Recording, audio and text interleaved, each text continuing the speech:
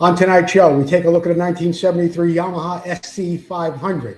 Anodizing, how do you remove it? Copper head gaskets, annealing. Do you even know what annealing means? We've got trivia, we've got giveaways, so much more. Stick around, you're watching Vintage Motocross. Hi, I'm Marty Tribes. You're watching Vintage Motocross Q&A.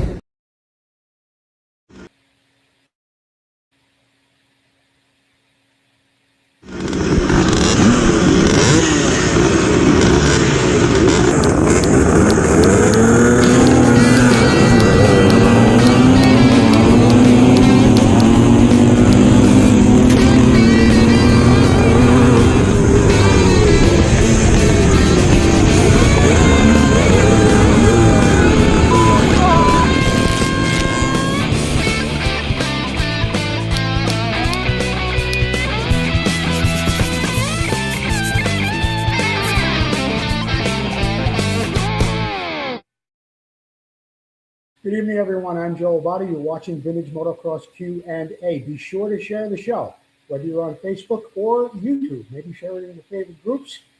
And we would welcome any new viewers that were sent to it by you. So share the show, and we would appreciate that very, very much. Let's get right into it. Tonight, we have part 2 from Daytona Supercross, the Vintage Day, with Jerry Maddox. Jerry was there, and if you never got a look at a Vintage Motocross track in Daytona, check this out.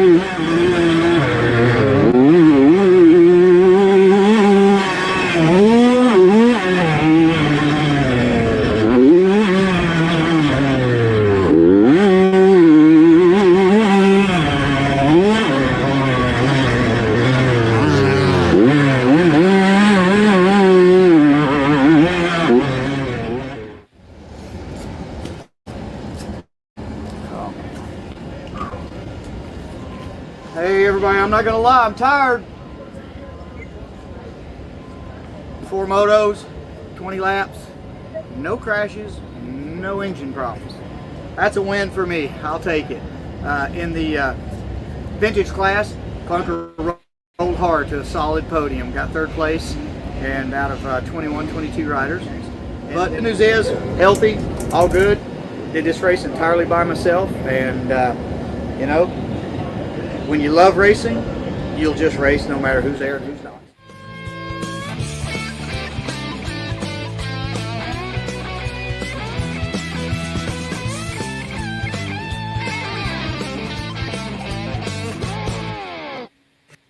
Thank you, Jerry Maddox, for bringing us that great coverage from the Daytona track. Very few of us get to see it from behind a set of handlebars. And I'll tell you something, yellow dog, you could ride pretty good now, huh? Let's check in with Susie, see what she's got tonight that she's giving away. Sue. Hi. Hey. I have some swag from Motion Pro, courtesy of Chris Carter. Mm-hmm. I have a nice water bottle, and I guess if you're living in the Northeast, it's probably handy. Or Midwest, it's a straight run. Well, it's made for bike scrubbing and getting mud off, so no matter where you live, I think anybody will get some use out of Is that. that what it is? Yeah, that's what it is. Thank you, Chris Carter Yeah. and Motion Pro, and that's what Susie will be giving away a little bit later on in the show. Right now, let's get into the Moto Showcase. Moto Showcase is brought to you by Preston Petty Products. Be sure to visit them online at PrestonPettyProducts.com. And all Preston Petty products are now made in the USA by directly from Paul Standard at Preston Petty Products. Tonight, Moto Showcase bike is a 1981 Mugen 125. Very, very difficult to find pictures of this bike, and I got a hold of Terry Good a little late in the day today. I knew he must have had some, but even he couldn't find out what he had.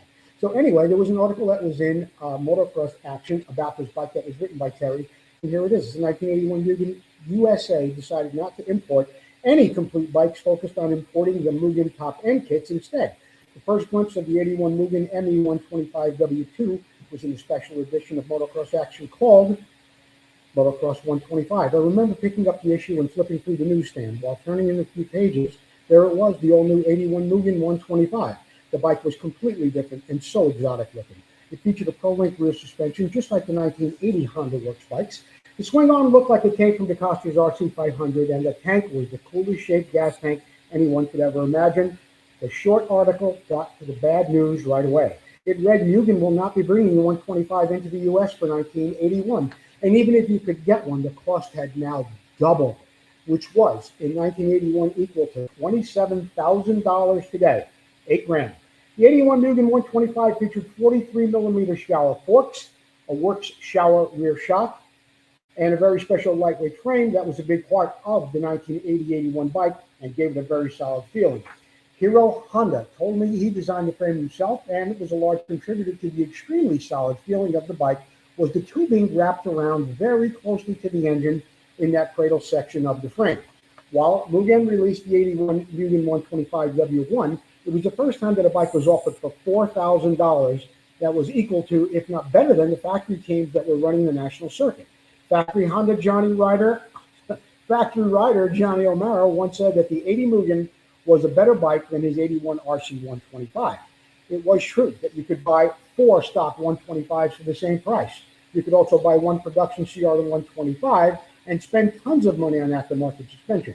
You could even add the Mugen Power Up Kit or Up Pipe and Power Kit that would have money left over, but the end product wouldn't be as good as the Mugen ME125W2. The ME125W1 was magic.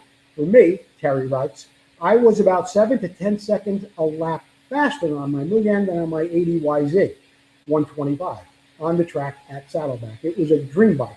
So it is shocking that Mugen only sold a total of 5 complete bikes in the U.S. in 1980. You would think that aspiring pros across the country would have been lining up around the block to get one. To this day, I can't figure it out why sales were so slow. Over in Europe, about the same number were sold, and some of those were purchased by Honda distributors who painted them red, changed the badging, and ran them as Hondas with great success in the 125 GPs. The swing arm, that same Coke model design as the Honda Works bikes. The brake, double leading shoe that was offered a state-of-the-art stopping power, especially for a lightweight 125. Then there was a Mugen engine, which was faster than anything by far. It had over rev, which was so important to a 125 Pro.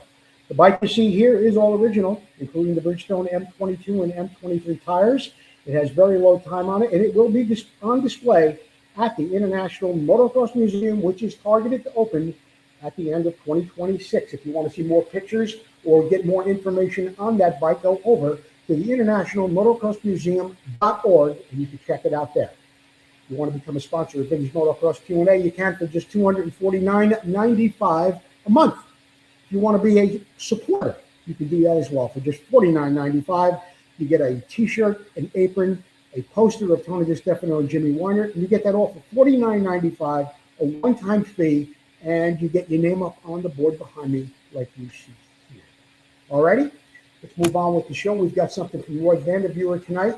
Something we've all had to do at one time. You're rebuilding your bike, you're doing a top end, you don't have a brand new copper head gasket, so you do what many of us do, and it's good advice. You anneal the old gasket. But what does annealing mean? What does it do to it? And are there different ways of doing it? Let's check in with Roy and see what he has to say. Roy.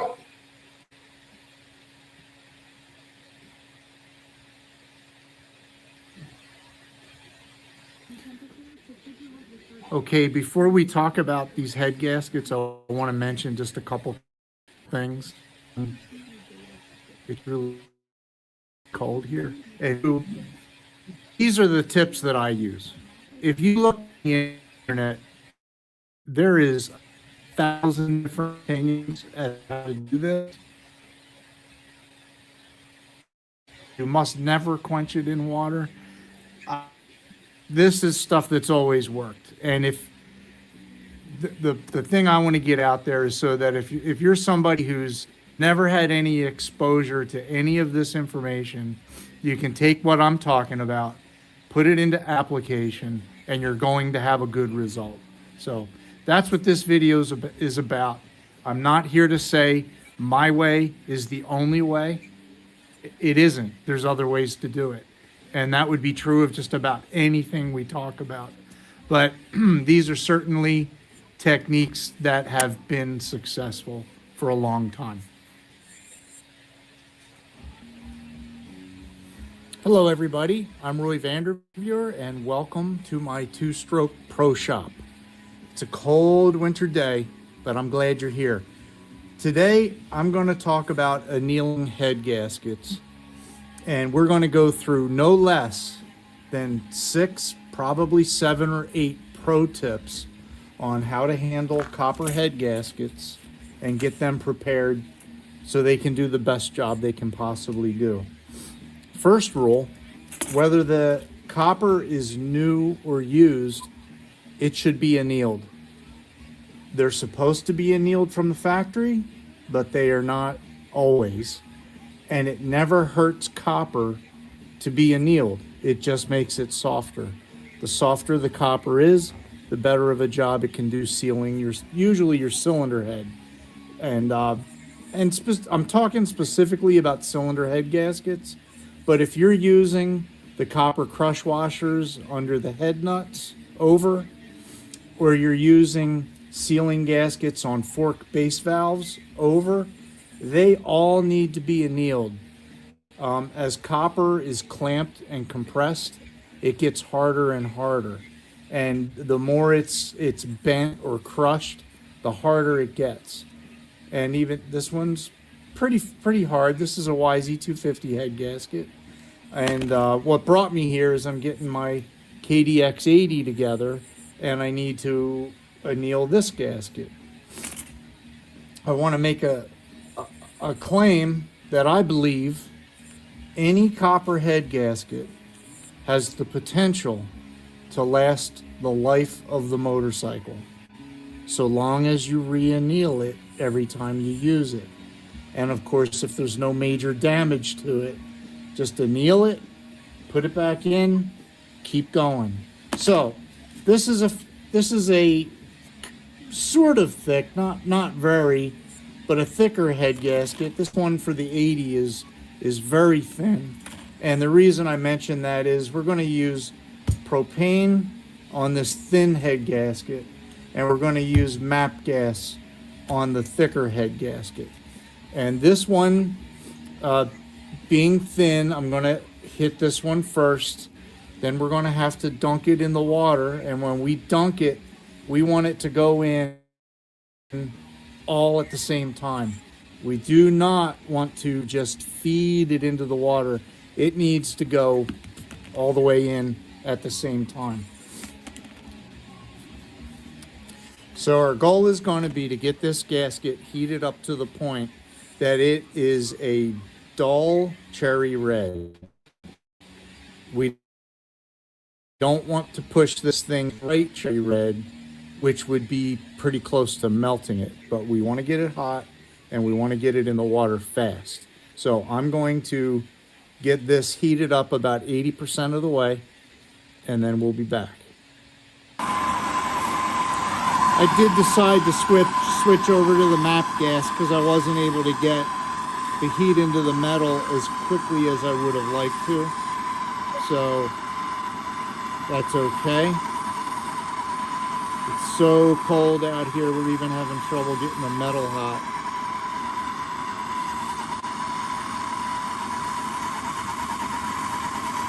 Oh, and I'm running out of MAP gas. So what we're going to do now, it doesn't have to get all the way to cherry red for everything to work out perfectly.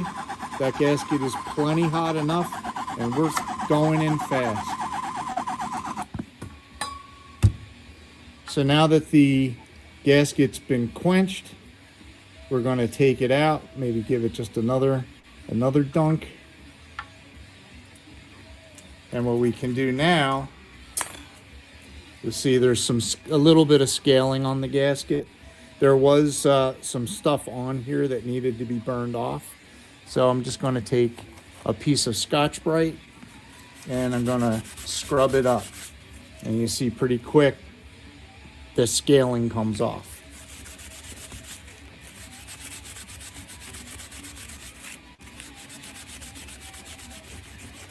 And then I'm going to clean it up the rest of the way.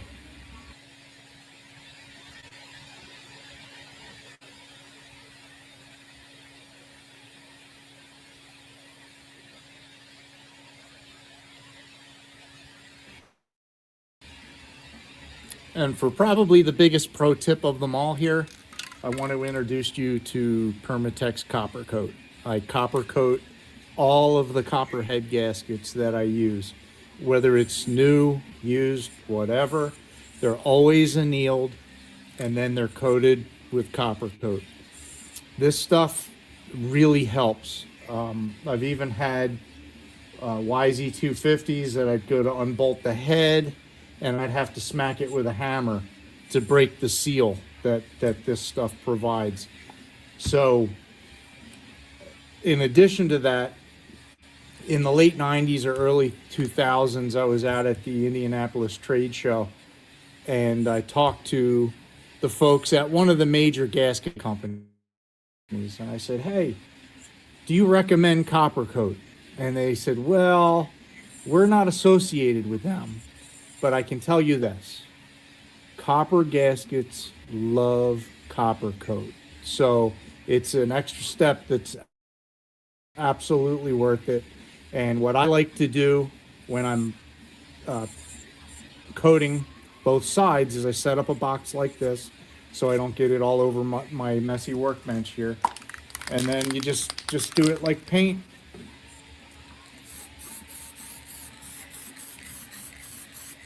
Until you have a nice uniform color. And the purpose of this box with the flap is then I can flip it around and coat the other side.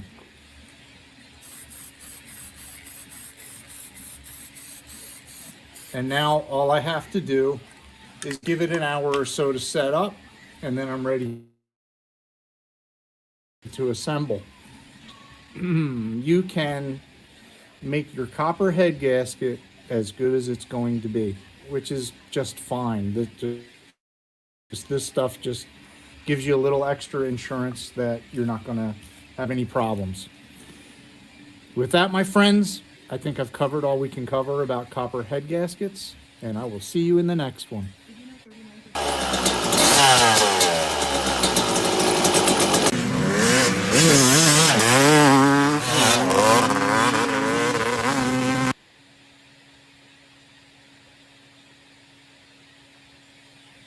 Great information from Roy Vanderveer. Thank you, Roy. We'll be right back with more Vintage Motocross Q&A. I'm Gary Chaplin. You're watching Vintage Motocross Q&A with Joe Abbate.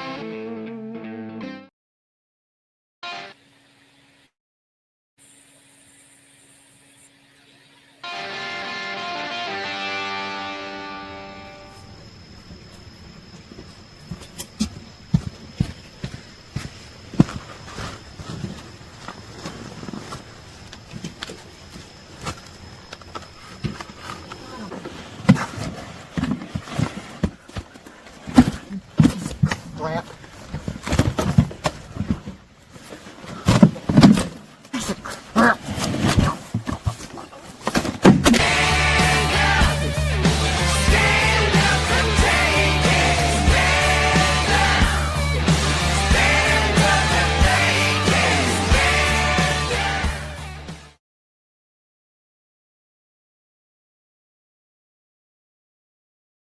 All right, McCaffer Welding. Here it is on the screen. Gordon McCaffer offers an amazingly sturdy and reliable bike stands. I've had 2 of them for over 20 years now. I still use them.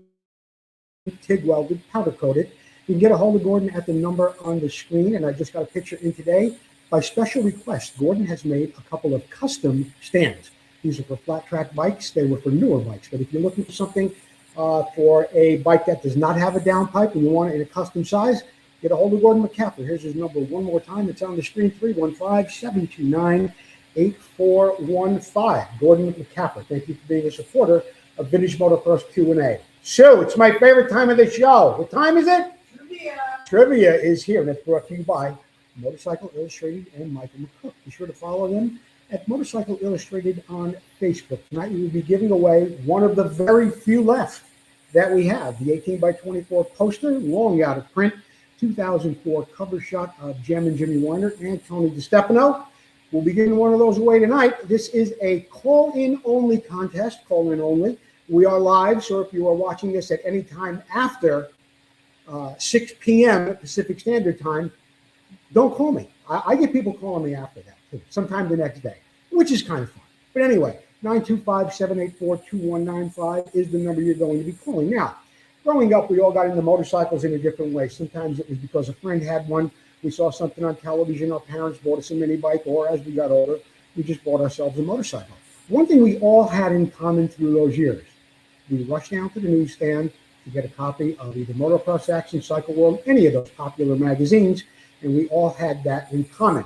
What made that great was some of the writing that was in those magazines. It came from very prolific pens, you might say. And our trivia question tonight is, who are these people? They all wrote for magazines. I want you to tell me who they are, all right? Here's the picture. There's 3 of them. They all wrote. They all had incredible columns. They were all very, very entertaining and very knowledgeable. All right, I want you to tell me all 3 of those people. This is a call-in contest only. Call in at 925-784-2195. That's 925-784-2195. One more time. Name these 3 guys who were really incredible writers. Not to name the magazine, but who are they? All right, let's get on with it. Dave's Classic Corner, brought to you by Dave Boydston. Be sure to visit them at amsracing.com for your parts, and follow Dave on Facebook. He's always out somewhere doing something interesting. He's at some swap meets, flea markets. He's at the races. He's at the Mika motorcycle auction at least once a year. Dave Boydston. All right, let's check out what Dave has this week. It's not a motorcycle. Has something to do with, here you go. Dave from AMS, Arizona. And I got my tank back from Joe Abbate. Man, he straightened that baby out, and now I am just experimenting with different ways to get the anodized finish off, like right around there and right around there, you know. And I got the majority of it off, a lot of it, just by frickin' 500 and 600 sandpaper and just sanding and sanding and sanding to get the red off. To re-anodize the tank bright red, I have to polish it to a chrome finish, then put the anodization. So unless I get it uniform, the anodization will not work. So we were looking around here and looking for some carb cleaner, wire brush, something that we thought we could maybe get this. Carb cleaner didn't touch this stuff. This off color right in here is the clear from the anodization that was once red, and the sun had just bled it off of there, except for the little bits down in the nooks and crannies. So I put some stuff. Tim's pretty sharp. He was thinking to himself, now wait a minute. If you have something that you have anodization on, you submerge it in this stuff right here, and believe me, it turned pink pretty quick. I flipped the tank over. There certainly was a high line of where you had as much fluid in it as you had, so I had a little bit more, and I just been rocking it back and forth. I don't need the tunnel clean, but hey, let's go ahead and give it the full gusto. Gotta watch it. Has tendency, boy, it turned that freaking cap on the top there black real quick. And this goes down your toilet to fix your plumbing at your house. So I just added a little water and hit it with the brush, and it cleaned right back off. So you'd want to keep an eye on this if you submerge something for an indefinite tank or indefinite time. It may not be a piece of aluminum when it's time to get out of there. But this does work amazing. We found it just by Googling it. It said engine, it said oven cleaner, and then you could also use Drano. Well, we didn't have Drano, so we used its brother. Plumber in a bottle. Yeah, okay. There's my tip for today. All right, there you go. From Dave Boydson, how to get anodizing off of, well, any part, but he had to get some anodizing off that tank. And I can tell you personally, because I spent a lot of time fixing that tank, the red anodizing does not come off that easily. And it is quite difficult to have welded as well. You've got to have a good clean surface. So if you want to get rid of anodizing on whatever part it is, if you're going to weld it, or you just want to get rid of the anodizing and polish the part, oven cleaner will take it off, okay? Susie, any calls yet on the trivia? No, Nothing yet, huh? I saw one person say that, the CC blocked out the bottom right side? yeah, What's the CC? the closed caption. Well, I don't think everybody has closed caption. Oh, I'll tell you what, though. I'm going to put it up again. Here it is. I want you to name those three guys. They were all very good writers for three different magazine writers, WRITERS. And, well, a couple of them were great motorcycle racers as well. Who are all three? Call in 925-784-2195. That's 925-784-2195. Okay? Let's move on with the show right now. The What's It Worth segment is brought to you by Full Circle Racing. FullCircleRacing.com. Visit them at FullCircleRacing.com Limited.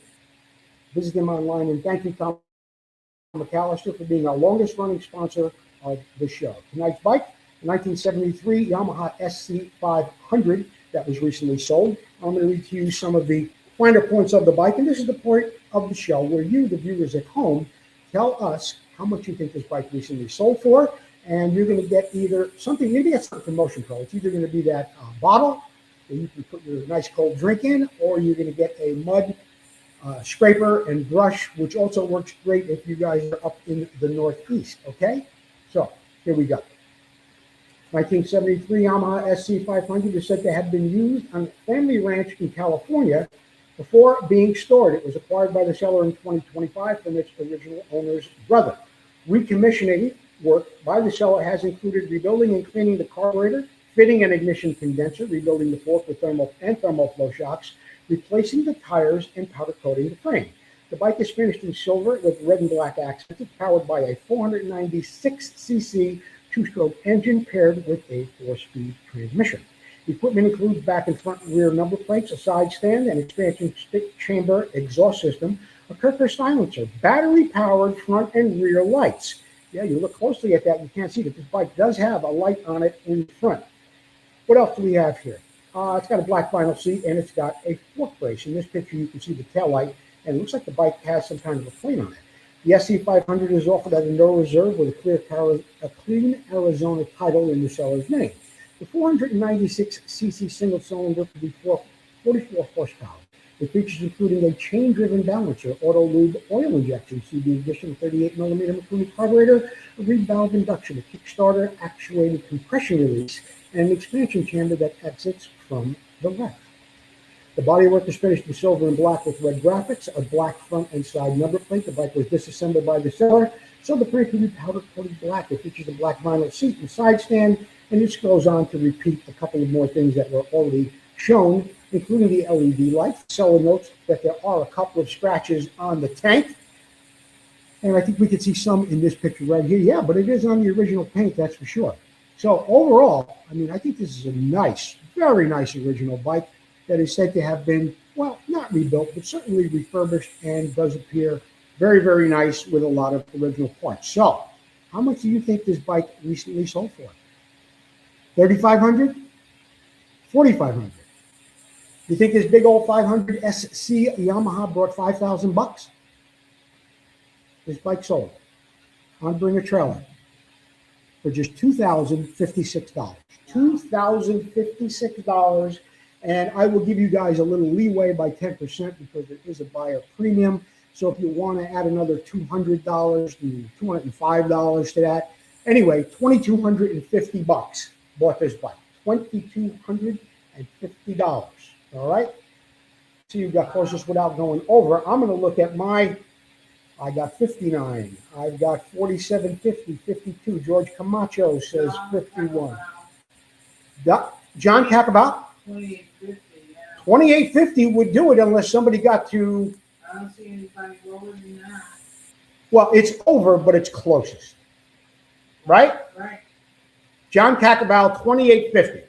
John Cacabal, if you have not won a poster, and you're a big supporter of the show too, you are a supporter for a year. You pay a year in advance, and we really, really appreciate that. But John Cacabal at $28.50, if you have not received a poster or you'd like another one, get a hold of me and you will get one. Compliments of Motorcyclist Illustrated and Mike McCook. All right?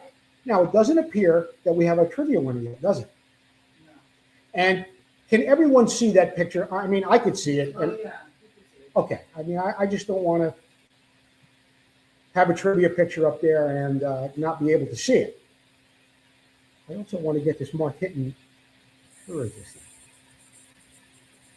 All right, look, we're going to cut to a commercial break. We're going to be right back with more Vintage Motocross Q&A.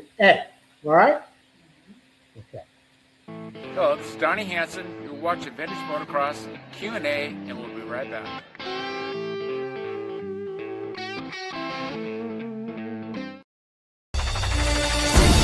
Motocross struck America, coming from Europe like a lightning bolt, striking the hearts and minds of people all across the country and the world.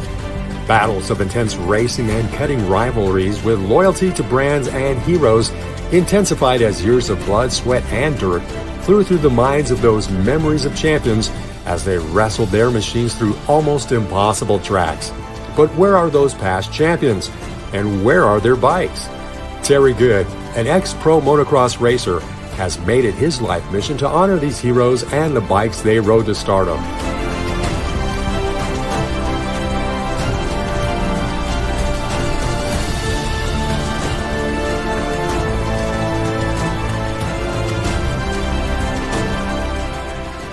We raced, we rode, we lived and breathed motocross. Go back in time and relive those moments, now preserved for the first time ever in the world's first museum dedicated to the history of motocross. Our new building is in the gate. Help us get a great start and you can be part of history. Go to internationalmotocrossmuseum.org and become a part of our team.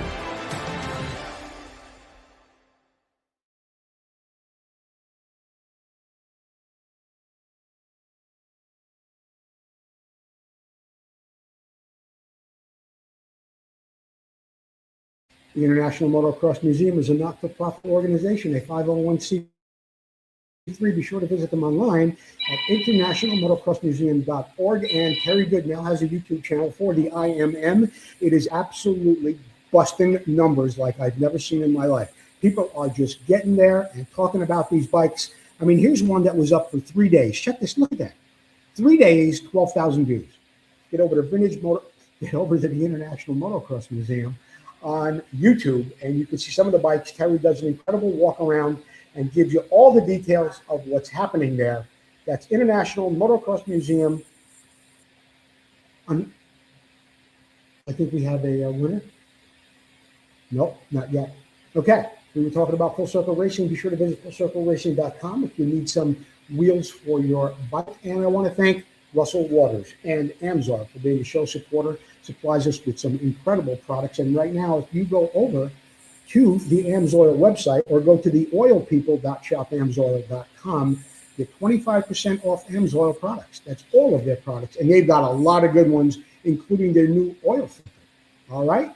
New oil filter, too. I'm going to put it up one more time because people are having extreme difficulty on telling me who these three people are. They get 2 out of 3, and I figured you would. But you can't get the third one. Right. All right?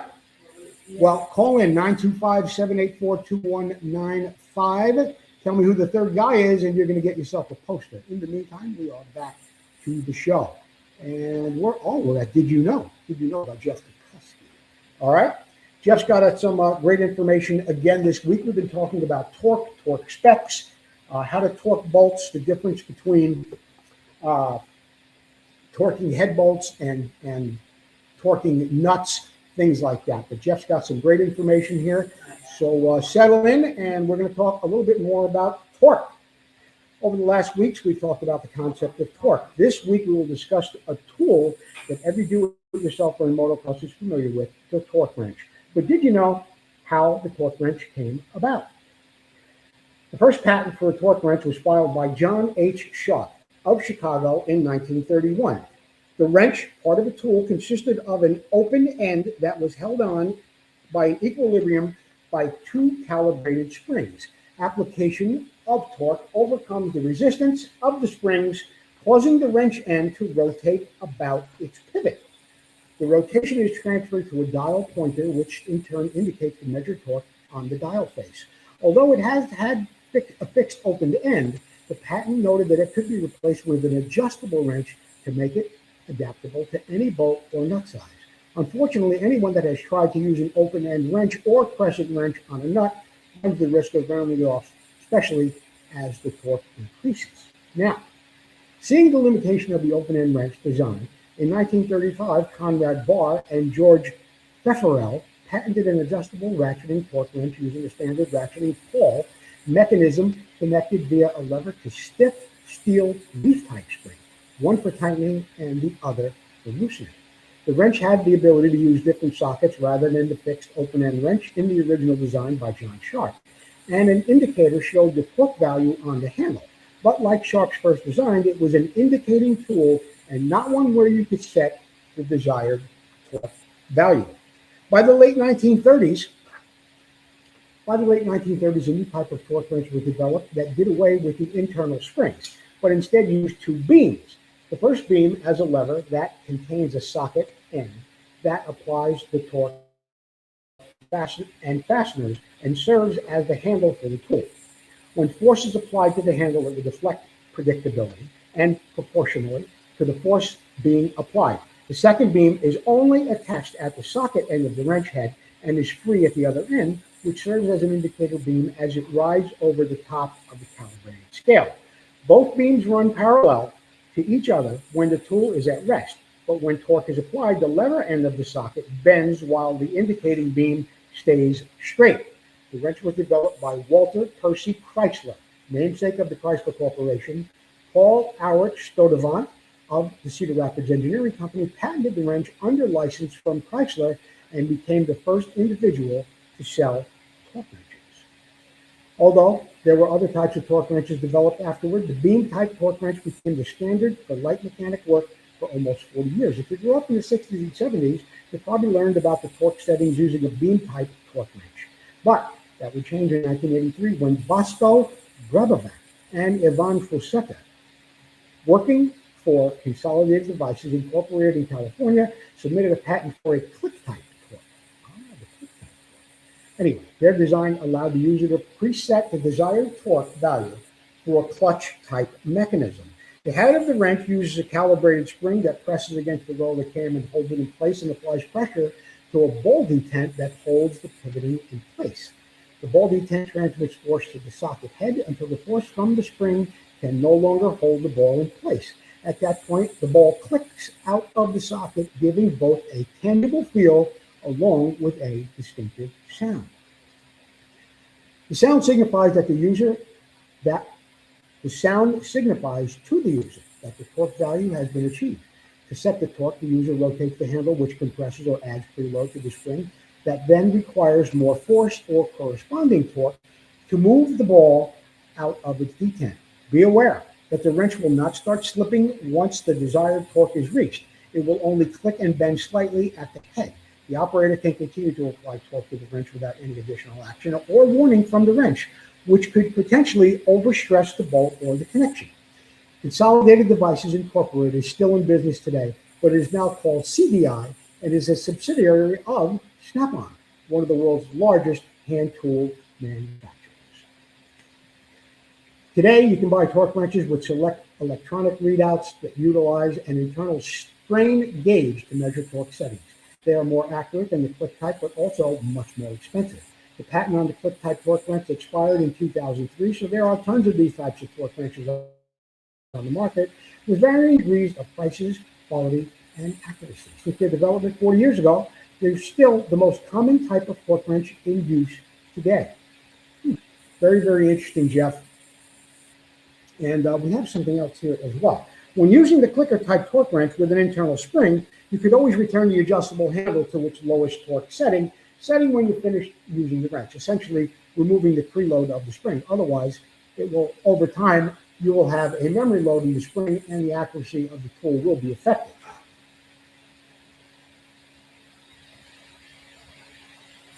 Oh, on a final note, we've had questions in the past about whether or not to grease or lubricate, and how will that affect the torque of the requirement of that bolt.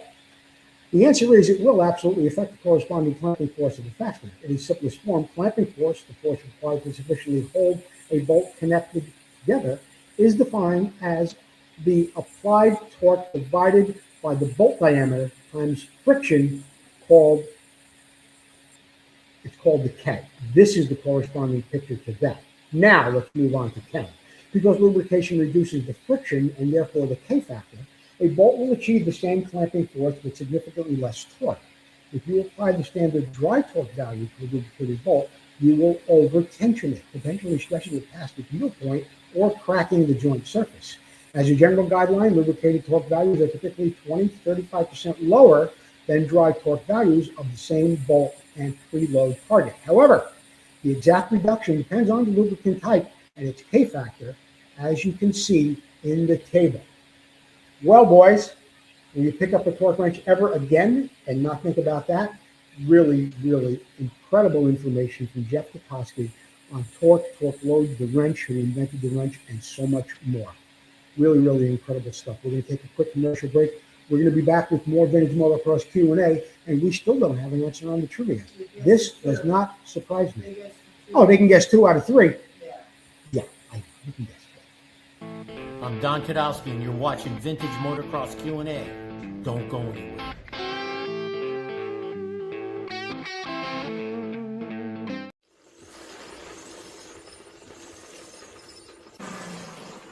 I get asked often, what's the most important thing on Clunker? Answer simple, it's me. That's why I use Full Circle Racing wheels prepped by Tom McAllister.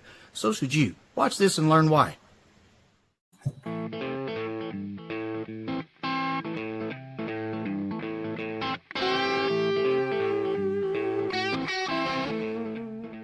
When racing vintage motocross where suspension is very limited, your wheels can be the difference between winning or serious injury. We chose to run Full Circle Racing wheels because of the super high quality materials and the heavy duty spokes used. Prepped by Tom McAllister, I have the confidence on the track to push way harder through the rough stuff and the bigger jumps, knowing my wheels are going to stay under me. Hey, Clunker may be 50 years old, but his wheels are brand new, and yours should be too. Call Tom McAllister at Full Circle Racing today.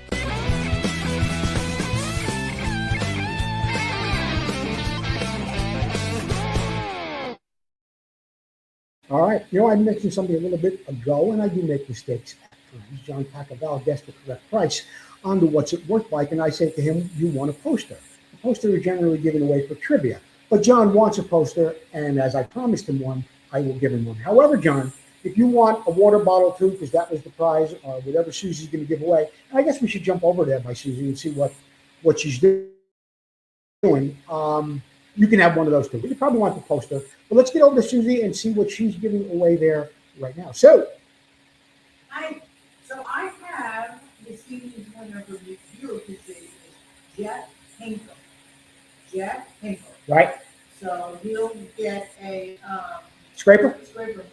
Yeah. All right. So Jeff Hinkle gets the scraper, and John Tacaval gets a poster, but if he wants a water bottle, I'll give him a water bottle. Okay? We just did a commercial. What's No that? answer. Still no answer on trivia. What do you want me to show it to you again? A bunch of people called. I can show this to you all night. You're never going to get it. Never. And it's not my question, because I would never do this to you. We'll get into that in a little while. But you got to name these 3 people. And you know what? Everybody guessed Preston Petty and Jody Weisel. Right. Everybody. It came through the screen, it came over the phone, but nobody knows the third guy on the bottom. And I would have been shocked if it did. We'll be back in a minute or so, and we'll get more into that. All right. Right now, we are moving on to, wow, this show went quick tonight. We are going to get down to, yeah, I could use that because I don't think anybody's going to call in. This Week in Motocross History is brought to you by RacerX. Be sure to visit them online at racerx.com. Get yourself a subscription. It happened on this day, April 1st, in motocross history. 1972, the second night of the Pontiac Supercross went off with the same winner as the first night, Bob Hanna. The rest of the time, the rest of the top five, there were Tony DiStefano, Jimmy Ellis, and the late Galen Mosier, as well as Kent Howerton. Now, if you keep score at home, that means Yamaha, a Suzuki, Can-Am, Mako, Husqvarna in that order. Further back in the pack was Marty Smith on a Honda, Don Kadowski on a Penton. You know what? Kenny Zart was on a Bultaco, and Terry Clark was on a Kawasaki. You know what? I'm going to get Don Kadowski on the phone in a minute because I'm having a little difficulty believing this. So I'm going to call him up right after I get done with this. 1979, the day Danny Magoo Chandler invented the Magoo double by leaping over this steep ledge at Saddleback Park. And speaking of Saddleback Park, 1984, in what was still wished we all was an April Fool's joke, the last AMA National at Saddleback Park goes off. It was a sweep by Honda riders. David Bailey, Ron Machine, and Johnny O'Mara, all on Hondas, 125, 250, and 500s. Within a few weeks, the organization that owns the land is going to close it, the Irvine Company. They shut it down due to insurance costs and also their hopes developing the land. Cruelly, Saddleback Park still sits there unridden and unbuilt upon, and it looks just like that today. Now, not to step on the toes of the powers that be, but I got a little difficulty believing Don Kadowski rode a Penton in 1977. So, why don't we do this? Bring you a little live action to the show. Let's get a hold of Kadowski right now. Hopefully, I know he's watching the show. Hopefully, he picks up the phone. Yeah.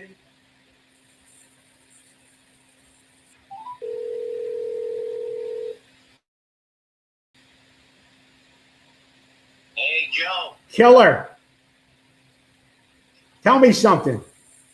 I barely remember you riding in a Penton, but not in 1977. Or maybe I'm wrong. Or did Racer X get it wrong? I rode for Penton up until Daytona, Right. the Supercross, then switched to Can-Am. So I was on a Can-Am at the Pontiac Silverdome. Not on a Penton. No. Penton was over with, and I had switched to Can-Am. Hey, Don, tell me this while I got you on the phone. Just take a second to do so, if you'd be so kind. How'd you wind up with the Penton ride? Well, I had such a good day on the 125 National in Midland, Michigan, when I beat Han in the second moto. Larry Myers said, "Come on into my motorhome when we talk." Right. He said, if you ever want to part ways with Honda, give me a call. So I did when it came to the Trans Am for the end of '76. So I rode the Penton from the Trans Am Series in the fall of '76. Yeah. And then all the way through to the Daytona Supercross. Then I switched to Can-Am. Don Kadowski, thank you for taking a minute to clarify that history and give us a little background on your career. Great. Love it. Hey, enjoyed the show today. Roy beating stuff with a hammer. Yeah. He's taking stuff off with plumbers Hey. stuff and Yeah, good stuff. you're not going to get information like that anywhere else. You know, this is, No. you know, there's plenty of guys with CNC machines out there and, you know, those CAD machines, and they're making this and they're polishing and buffing. But what about the guy at home, you know, freezing his nuts off in Pennsylvania? How does he get the anodizing off? And now you know.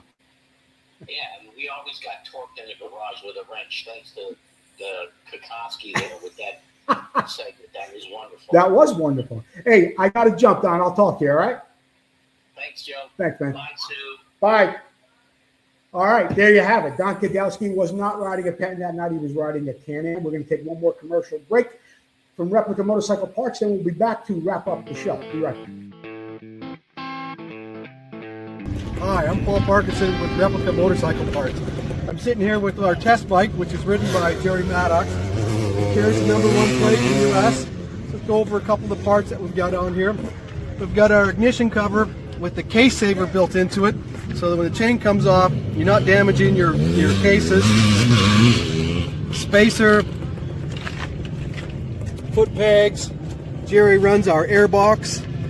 Seat brackets, keeps the seat on tight so he doesn't fall off when he's going over the whoops. And then on this side, Jerry runs a couple little things, a lot of little rubber parts on the bike and that stuff are all done by us. And then down here we've got our brake pedal, which has got needle bearings in there, and then it's got a wider toe peg so it gives them a real nice, clean, easy to use brake. And then this is our latest part. This is a CR250 type knuckle. In fact, Honda used them on the last versions of the MR175s, and this is a real trick aluminum Kickstarter arm. So that gives them lightweight, strength, and reliability more than anything else. Reliability.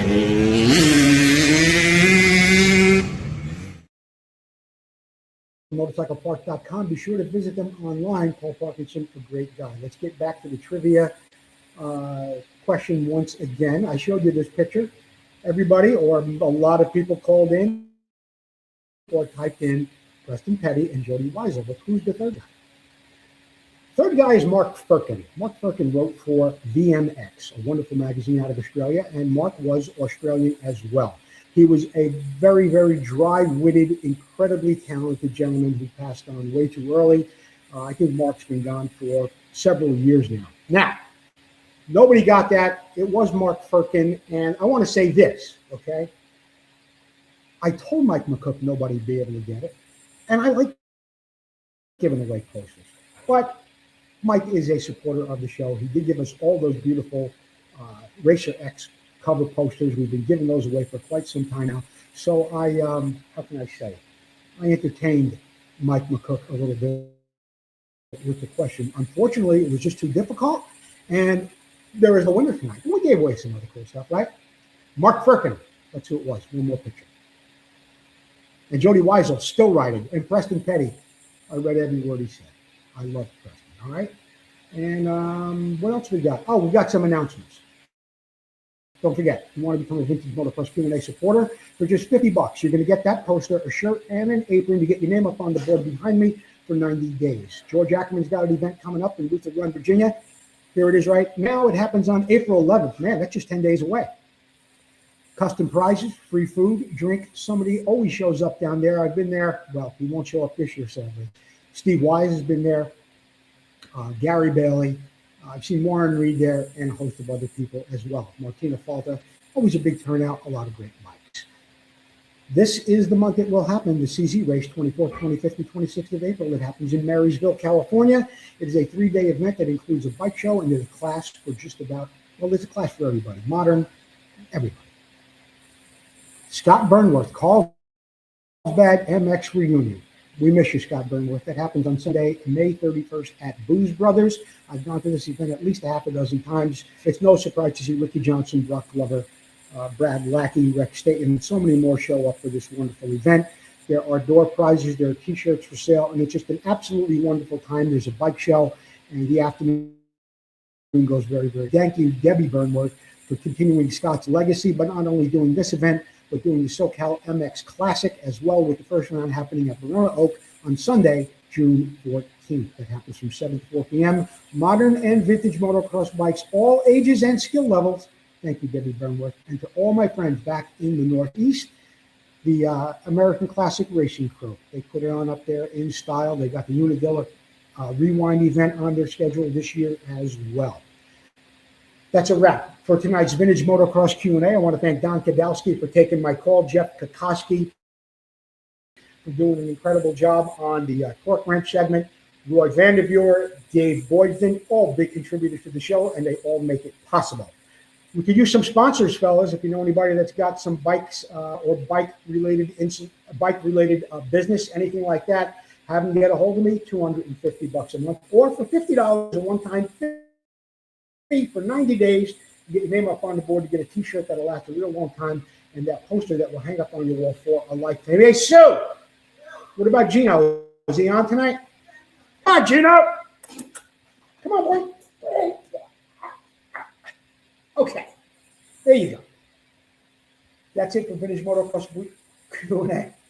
We'll see you next time. And thanks everybody for tuning in. And thank you all who have contributed to the show. We'll see you next time.